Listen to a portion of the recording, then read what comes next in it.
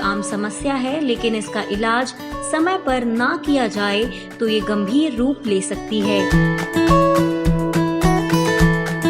आज हम आपको बता रहे हैं आयुर्वेद में खांसी के इलाज के बारे में।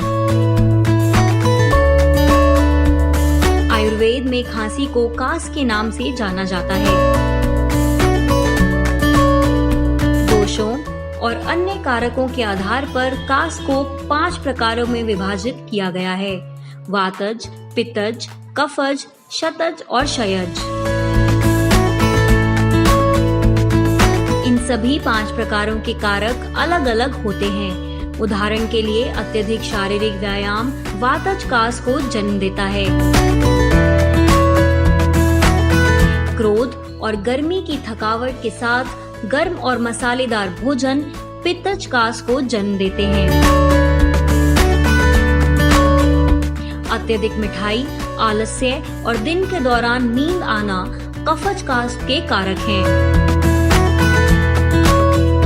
अत्यधिक वजन और यौन आदतों में अत्यधिक भागीदारी होना शतज कास को प्रेरित करता है। असंतुलित भोजन के परिणाम स्वरूप क्षयज कास हो सकता है। आइए अब जानते हैं कि आयुर्वेद में खांसी के क्या इलाज हैं। काली मिर्च और दूध। 4 से 6 काली मिर्च के बीज पीस लें। इसमें अब 1 चम्मच शहद अच्छी तरह मिलाएं। दिन में इसे कई बार लेने से खांसी से राहत मिलती है। बादाम और मक्खन। बादाम खांसी के लिए एक अच्छा उपाय है। रात भर के लिए लगभग 5 से 8 बादाम पानी में भिगो दें। सुबह भूरी त्वचा को हटाने के बाद बादाम को बारीक पीस लें। इस पेस्ट में 20 ग्राम मक्खन और चीनी मिलाएं। इस पेस्ट को सुबह और शाम खाने से खांसी से छुटकारा मिलता है। यह पेस्ट सूखी खांसी के लिए एक प्रभावी घरेलू उपाय है।